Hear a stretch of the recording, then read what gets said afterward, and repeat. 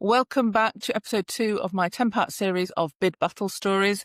Today I'm talking about the ugliest RFP we've ever seen. So what makes an RFP ugly or unpleasant to work with? It can be any number of things. It can be the restrictive word count. It could be the style of it. The one thing that I hate probably the most with public sector stuff is having unformatted documents as if it was still using Windows 95. The headache, how long it takes to load, how hard it is to write on them, how hard it is to align your text, or basic things like that. I much prefer a lot of the portals we now have because they're so much easier to use. So they are the things for me that make something ugly. But it can also be restrictive terms. It can be an impossible deadline. It could be the vagueness of requirements. It can be incomplete information. It can be all the clarification questions which need asking because the document's not been written very well in the first place, or it's got lots of questions overlaying into it. And then sometimes we don't get the answers to said questions until 24 hours before the deadline is due.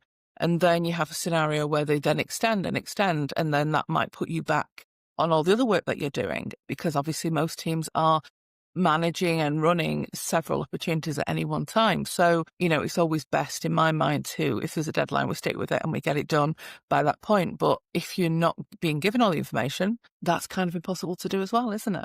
I think sometimes in these scenarios, this is a case where the bid no bid process comes in again, and you have to decide whether it's worth it or not, because often, as we all know, we can be starting on something, deadlines get extended, and then other opportunities are coming in as well.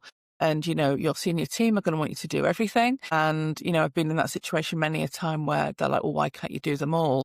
And thought, well, do you have any idea how much work is involved in all of these things?